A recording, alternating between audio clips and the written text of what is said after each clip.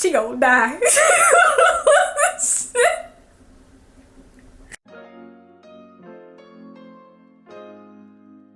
What poppin'? It's your girl Jazzy J. How y'all doing today? Welcome to my channel. If you're new around here, welcome. If not, what is up, buttercup? Today is Sunday, which means it's my lovely little segment, manga and a mukbang, where I talk about whatever webcomic I feel like talking about and eating food. But the thing is, I have already had breakfast and I went to the gym early this morning, so I'm not going to be eating food. It's just going to be me and my thoughts. So feel free to grab your popcorn, grab your soda, grab your wine, grab your alcohol, whatever it is, or you can go ahead and put me on in the background while you're doing whatever chores you want to do. That is perfectly fine. But we're gonna go ahead and get into this video. Now, if you guys haven't seen the last video, which was not last week because I was kind of out of commission there, but the week before then, oh, that was Under the Oak Tree. Go ahead and check that out in the manga and a manga and a mukbang playlist. If not, I can go ahead and link it down in the description box below. It is great. I think you should definitely check it out. I think you should also read Under the Oak Tree as well. But this week we're going to talk about another smut-filled webcomic called Totems Realm.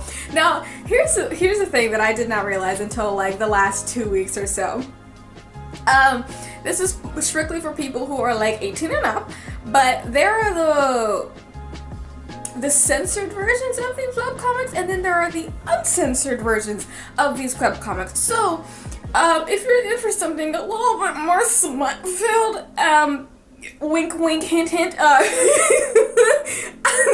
there's some sites out there that have the entirety of the webcomic. Again, you do have to be 18 plus in order to read these things, but to be quite honest with y'all, I find it a little bit more thrilling that way. That's just me. I'm just putting in my 2 cents there. I know, don't come for me. I'm sorry, I just had to be honest about that out there, okay? And if you're looking for specific comments, for specific websites, I am not going to put that into the description box because I don't want underage individuals going off and trying to find this. So you're probably going to have to get it some other way or whatever. You know what? Anything that I find that is 18 plus, I can put onto my Patreon and you guys can have access to it that way, provided you are 18 plus. Hopefully that I can mitigate some of that so I don't get into too much trouble, but I'm just putting it out there. But this one, we're talking about Totems Realm. I think I said that probably right. I can't remember. Anyway, Totems Realm is essentially a Tarzan-esque type of webcomic.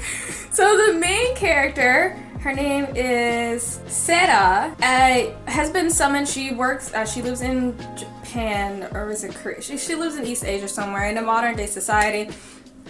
Her boss essentially forgot some paperwork, and now she has to be flown out to go see her boss because for some reason the paperwork that they forgot he doesn't have like Wi-Fi or internet or anything like that, so he can't get it any other way, so she has to manually deliver it to him. Alright, fine, not a problem. So she goes off on this journey, she gets on the plane, and then she has to get on a boat because he's on like a remote island somewhere doing his thing. And on this boat, she essentially becomes kidnapped, I guess, in a way, because it's just her and the boatman finds her to be very attractive. Trigger warning. The boatman takes her to this remote island where no one else is supposed to be on it and tries to R-word her. It doesn't end up going well because he, by the natives,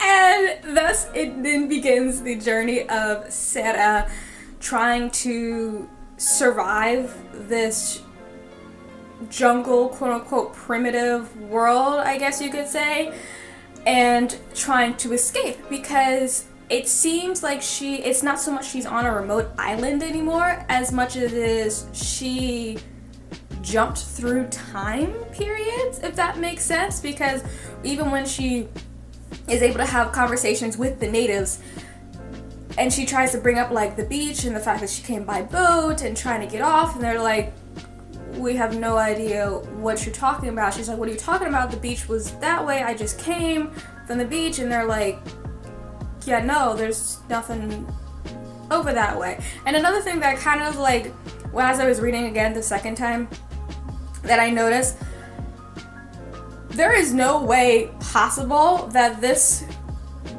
tribe, multiple tribes actually in this one particular area, are going to be able to speak the same language as Sarah, who comes from a different country in its totality. There's no way they're going to understand each other, but throughout the entirety of the comic, they understand each other, and I'm just kind of like, what is happening? Did she like jump through time? Did she get some sort of powers? No, it didn't mean she, well, actually, nah, I'm gonna let you guys read it. Go ahead and figure that out, but we're gonna talk about the favorite parts, okay? One of the people that she goes off and she finds, his name is Shaka. And Shaka is, for lack of better words, massive. Literally massive. So I'm gonna estimate that Sarah, she's probably a little bit taller than me, most likely. So she's probably around like 5'3", 5'4". Maybe she can be 5'5", okay? Because I'm 5'1", so she's between like 5'1" and 5'5", okay? Shaka, on the other hand, is like a solid 6'8".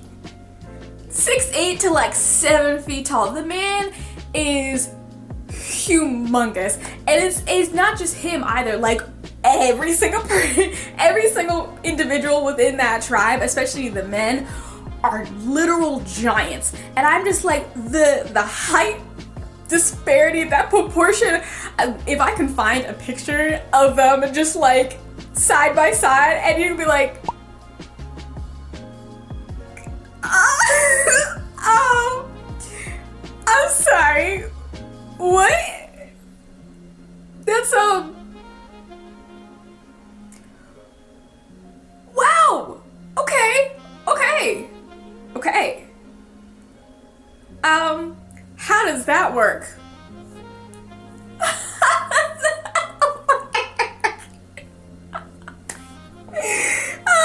Because even throughout the entirety of the story, the censored version, there are still adult themes throughout the entirety of the webcomic, which are, fantastic. They are fantastic. I highly suggest you read this webcomic. Just go in being prepared, okay? There is violence. There are themes of violence throughout the entire thing, but other than adult themes and the R word, oh, there's some kidnapping going on. She gets kidnapped a lot. She gets kidnapped so much throughout this entire thing. That's really all the trigger warnings that are kind of coming to my head at the moment. I don't think there's really anything else that you would need to be wary of. Ooh, well, okay, so Shaka ends up getting manipulated since childhood, but he's kind of like working through that, so I'm just put it in there, okay? Just know that it's in there. Let's go back to their relationship.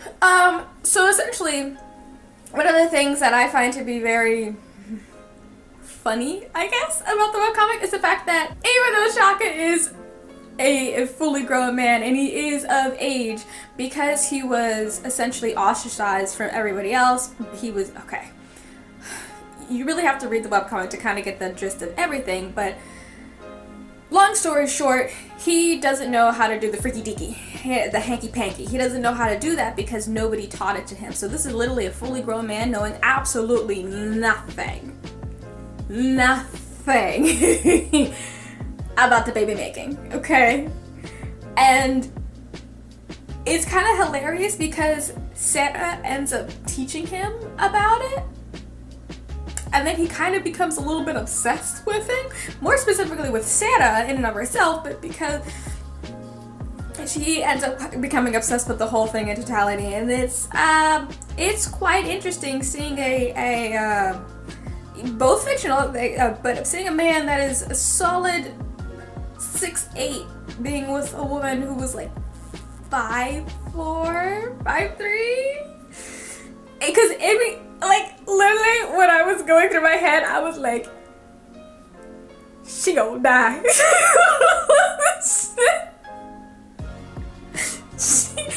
she gonna die. That is the end of her.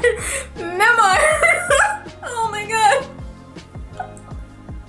Oh god, I think there's only one male character who is a fully grown man and quite talented, but he is probably like 5'10", I think, 5'11", and he's like the shortest person for anybody out of all the tribes, minus the children.